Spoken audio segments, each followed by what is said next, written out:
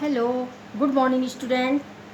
बच्चों, आज मैं आप लोगों के लिए दक्षिण भारत की नदियाँ, ये रिवर्स ऑफ पेनिनसुलर इंडिया, प्रायद्वीपीय भारत की नदियाँ लेकर उपस्थित हुई हूँ। इसके पहले 2 लेक्चर मैंने दिया, जिसमें पार्ट 1 और पार्ट 2, जिसमें मैंने 2 नदियों के बारे में, उत्तर भारत की नदियों के बारे में बताया आप लोगों को। और अभी मैं बताने जा रही हूँ आपको प्रायद्वीपीय भारत की नदियों के विषय में। प्रायद्वीपीय भारत की नदियाँ और उत्तर भारत की नदियों दोनों में डिफरेंस ये होता है कि उत्तर भारत की नदियाँ जो है हिमालय पर्वत से निकलती हैं और हमेशा सदा जल से परिपूर्ण रहती हैं, और उत्तर भारत की नदियाँ जो है जल से परिपूर्ण होने के कारण इन नदियों में हमेशा सिंचाई की जा सकती है और उसमें नावें चलाई जा सकती है। लेकिन दक्षिण भारत की नदियाँ जो होती हैं वो हमेशा मानसून पर डिपेंड करती हैं, और मानसून में डिपेंड करने के कारण केवल वर्षा ऋतु में ही ये जल से परिपूर्ण होती है और शुष्क ऋतु आने पर ये नदियाँ सूखी हो जाती हैं। इसके कारण वर्ष भर इसमें पानी नहीं मिल पाता है। दूसरी बात ये होती है कि इन नदियों में पर्वतीय भागों से निकलने के कारण से इसमें कहीं कहीं पर जलप्रपात बना करके इसमें विद्युत तैयार किया जाता है। तीसरी बात ये होती है कि कहीं कहीं पर इसमें नौकायान भी किया जा सकता है और कहीं पर सिंचाई भी की जा सकती है। तो इस प्रकार से हमने इन नदियों के बारे में देखा। अभी हम देख रहे हैं प्रायद्वीपीय भारत की नदियों में ये कहाँ कहाँ, एक तो है बंगाल की खाड़ी में गिरने वाली नदियाँ। ये बंगाल की खाड़ी है और बंगाल की खाड़ी में गिरने वाली नदियाँ आप देख रहे हैं।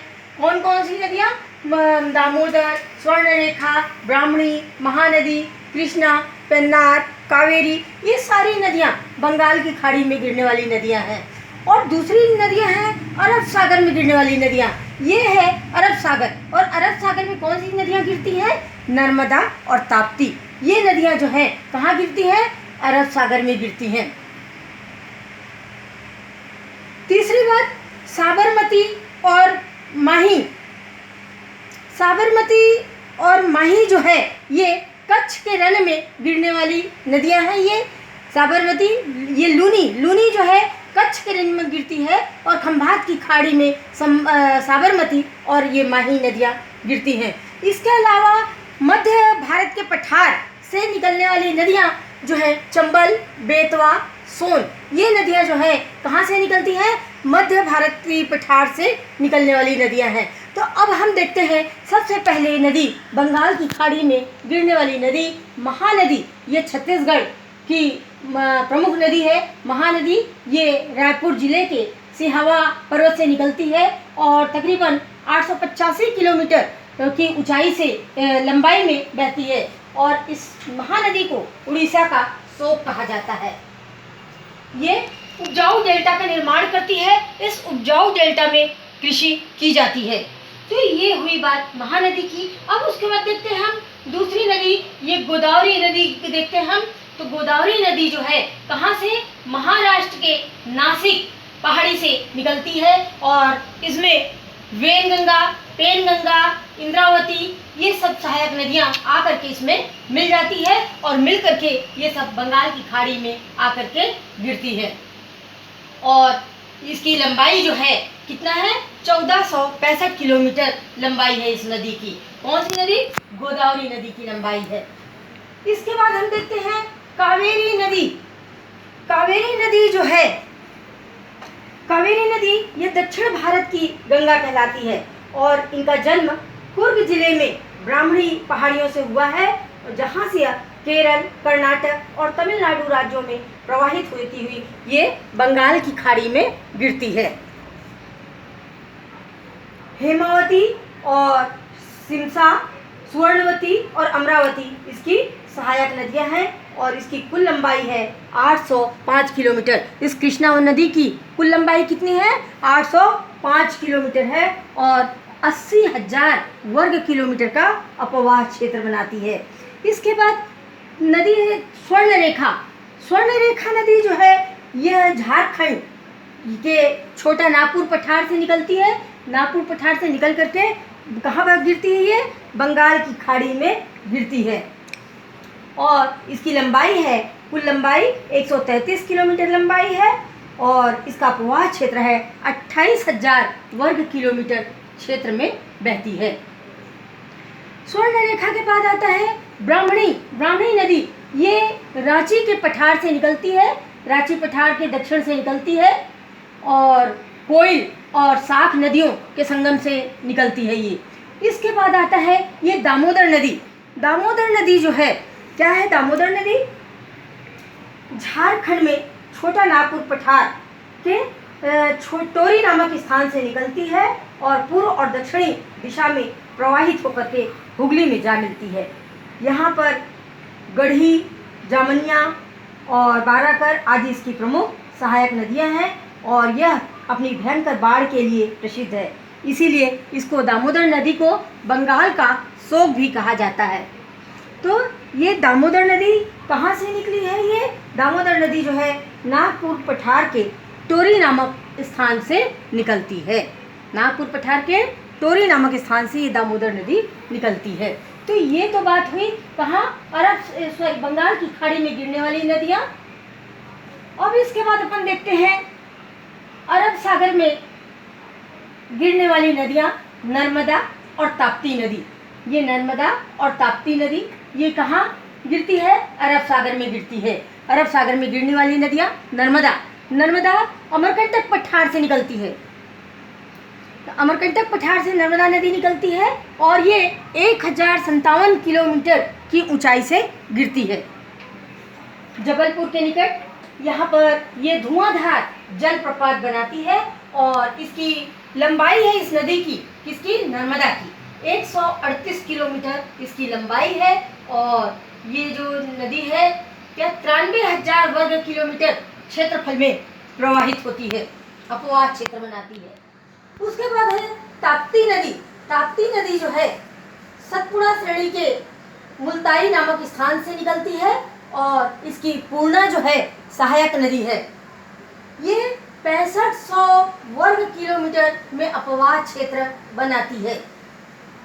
तो ये जो है नर्मदा और ताप्ती, ये जो है कौन सी नदियां हैं? अरब सागर में गिरने वाली नदियां हैं। इसके बाद हम देखते हैं कहाँ? कच्छ के रण में। कच्छ के रण में कौन सी नदी गिरती है? लूनी नदी गिरती है और ये लूनी नदी अरावली पहाड़ी से निकलती है। ये पहाड़ी से अरावली पहाड़ी से निकलती है और कच्छ के रण में गिरती है। वैसे ही साबरमती और माही ये दोनों जो है नदियां जो है, साबरमती भी अरावली पर्वत से निकलती है, राजस्थान में अरावली पर्वत से निकलती है और 416 किलोमीटर का अपवाह क्षेत्र बनाती है। माही नदी जो है कहाँ से निकलती है? विंध्याचल पर्वत श्रेणी से निकलती है। कहाँ? विंध्याचल पर्वत के मेहंद झील से निकलती है और 560 किलोमीटर लंबी ये नदी है। तो इस प्रकार से हमने देखा किस नदी के बारे में? कच्छ के रण में और खंभात की खाड़ी में गिरने वाली नदियाँ। ये कहाँ गिरती है? खंभात की खाड़ी में गिरती है। साबरमती नदी और माही नदी जो है खंभात की खाड़ी में गिरती है। अब इसके बाद हम देखते हैं कि पठार से निकलने वाली, मध्य पठार से निकलने वाली गंगा क्रम की नदियाँ, ये नदियाँ चंबल, बेतवा, सोन, ये नदियाँ जो है कहाँ से निकलती हैं? मध्य पठार से निकलती हैं और मध्य पठार से निकल करके गंगा नदी में जा करके शामिल हो जाती हैं और जा करके कहाँ गिरती हैं? ये बंगाल की खाड़ी में गिरती हैं। तो हम देखते हैं सबसे पहले चंबल नदी। चंबल नदी ये कहाँ? मध्य प्रदेश के निकट मऊ से निकलती है। 600 मीटर ऊंचाई से जनापाव की पहाड़ियों से निकलती है और ये बूंदी, कोटा और धौलपुर से होती हुई इटावा से 40 किलोमीटर पूर्व में जमुना नदी से जा मिलती है और काली सिंधु, सित्ता, पार्वती और बनास इसकी प्रमुख सहायक नदियां हैं। और ये नदी जो है क्या करती है? बीड़ों का निर्माण करती है और इसकी लंबाई जो है, इस चंबल नदी की लंबाई जो है 965 किलोमीटर है। ये बहुत ही कुख्यात नदी है क्योंकि ये शोक भी कहलाती है, क्योंकि हमेशा इसमें बाढ़ वगैरह आते रहते हैं, इसलिए चंबल की नदी को क्या कहा जाता है? शोक भी कहा जाता है, शोक नदी भी कहा जाता है। इसके बाद आती है बेतवा नदी। इसको कहते हैं बेत्रावली के नाम से जाना जाता है और ये भोपाल के निकट से निकलती है और ग्वालियर, झांसी, जालौन आदि जिलों से होती हुई ये कहाँ गंगा में, यमुना में जाकर के मिल जाती है। इसके बाद आता है केन नदी। केन नदी, इसको क्या कहते हैं, कर्णवती भी कहा जाता है। इसका उद्गम कैमूर पहाड़ियों में होता है।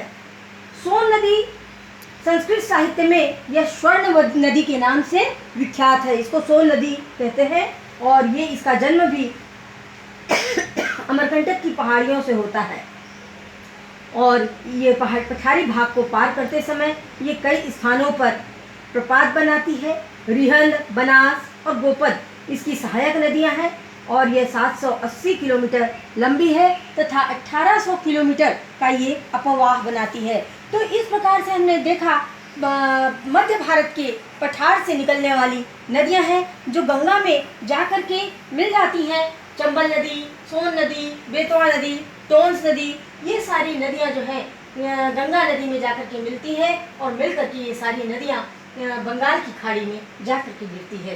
तो इस प्रकार से हमने देखा प्रायद्वीपीय भारत की नदियां कौन कौन सी, बंगाल की खाड़ी में गिरने वाली नदियां, अरब सागर में गिरने वाली नदियां, कच्छ के रण में गिरने वाली नदियां और खंभात की खाड़ी में गिरने वाली नदियां।